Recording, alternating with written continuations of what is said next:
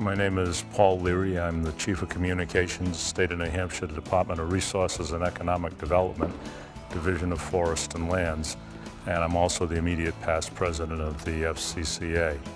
I've been in law enforcement approximately 33 years and started getting involved with radios, quickly doing installs because we couldn't afford the dealer to put them in, so we learned to put our own stuff in.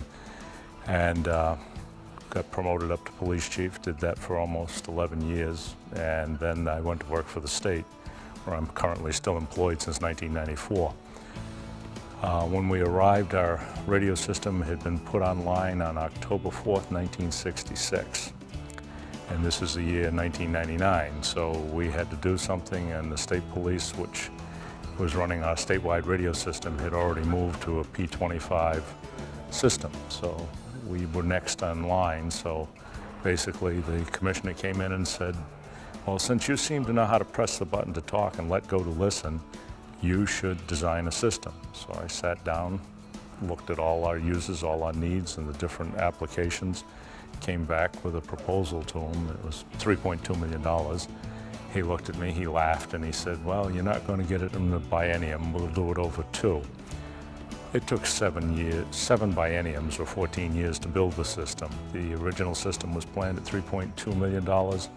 14 years later, we came in under budget at $3.1 million, so I figured we had done good.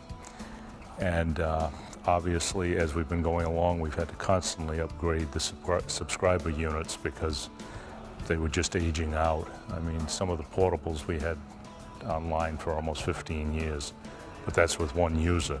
The ones with the multiple users, we found out that they were probably every 4, 5, 6 years at most, and we had to take them and change them out. And then obviously, because of my FCCA involvement, I got involved in NIPSTIC, LMCC, PSCC, and then I had an affinity for the D block, and so I got involved with Holland in the PSST. Which then, because of Holland McEwen and Doug Aiken, I next was an alternate for SAFECOM.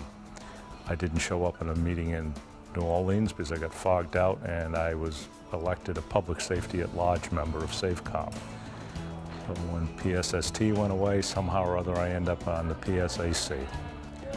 So I've been rather actively involved over my few years in law enforcement.